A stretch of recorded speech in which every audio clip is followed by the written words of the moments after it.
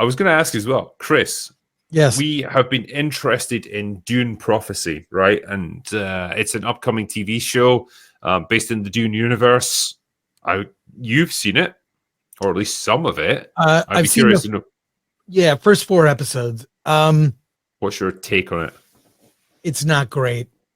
It aspires to be Game of Thrones. And that's fair, because really George R.R. Martin was very influenced by Dune for Game of Thrones. I mean, if you've read the Dune books, you know the lore, you know the houses, you know the economy, religion. It's such a vast universe and great world building of a sci-fi universe with really no robots or aliens, right? It's very different.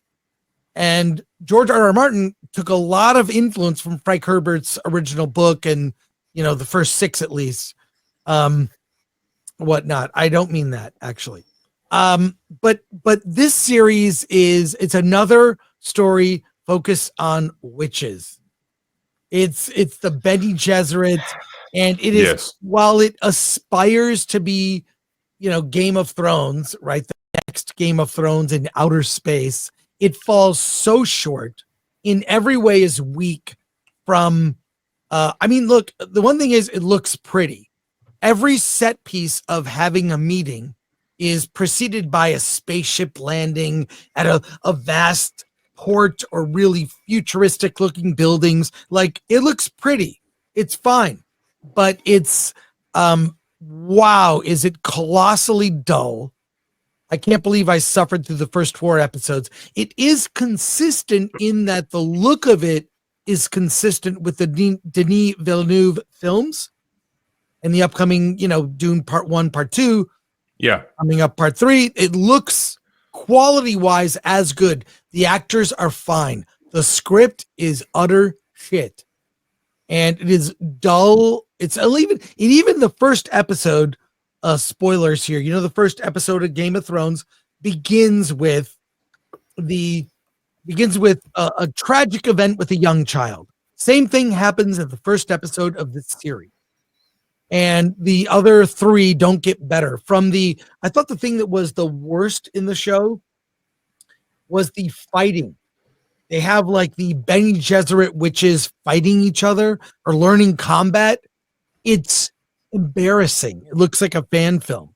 Like, they need to hire like real stunt women to do those fights.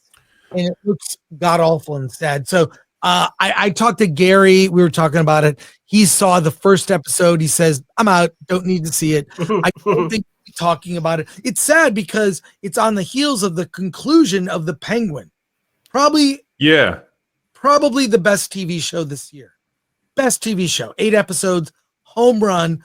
It stuck the landing. Amazing. I'm 4 episodes into this thing, and I really don't care to finish the final 2 episodes because it's only 6 episodes.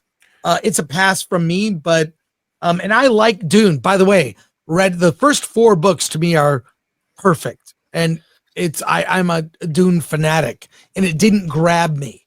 So, it's not based on those. I mean, it's isn't it Brian Herbert stuff, which this is sort of drawing from, which I've not read that far into Dune. I've read the first 3 that Frank Herbert wrote, but I think it's generally understood that Brian Herbert fell a little bit too far from the tree in terms of his quality of storytelling and concept and things. It's fanfic. It's fanfic. His stuff is fanfic, and the weakness is you cannot blame the actors.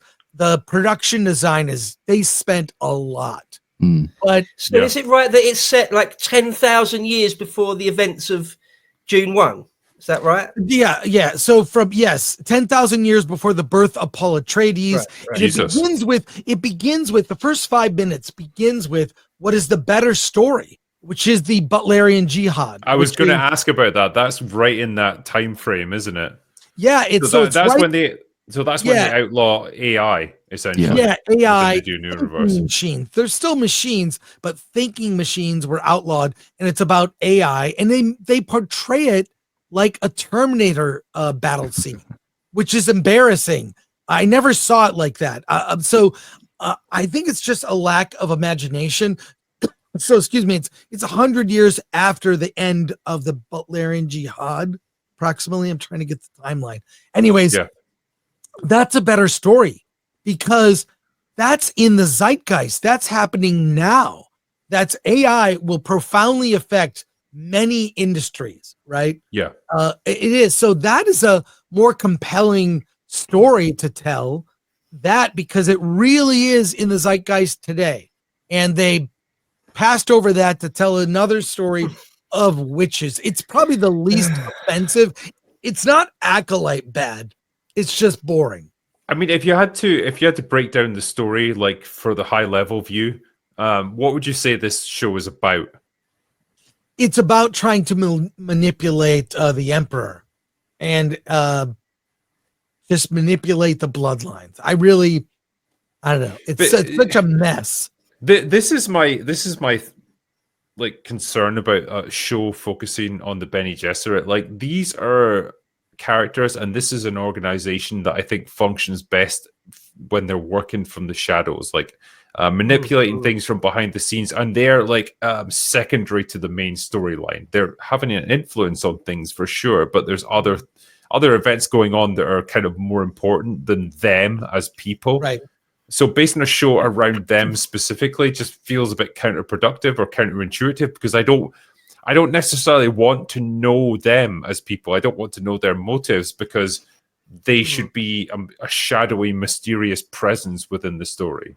Right. They're trying to show like the origins of the voice. Valya Harkonnen is the first person to be able to use the voice and control people. It's like, we don't need that story. I really like, I miss mystery in film and storytelling, just a vague, I miss Boba Fett when we didn't know what his origin was. He was remember that. Interesting. Remember that space jockey from Alien? Gosh, I'm really glad they didn't try to fill in some shitty backstory from where he came from.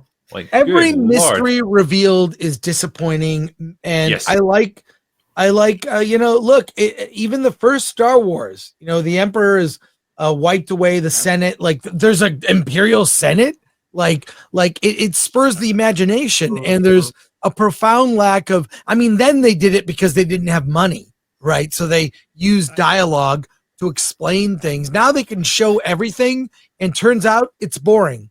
They can show, and the show is pretty. It looks great.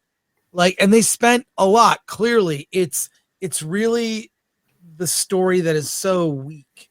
It is really disappointing to hear that because I was hoping for good things. I also love the Dune universe. Yeah. The first Dune book, I think I honestly think it's one of, if not the greatest sci-fi novel of all time.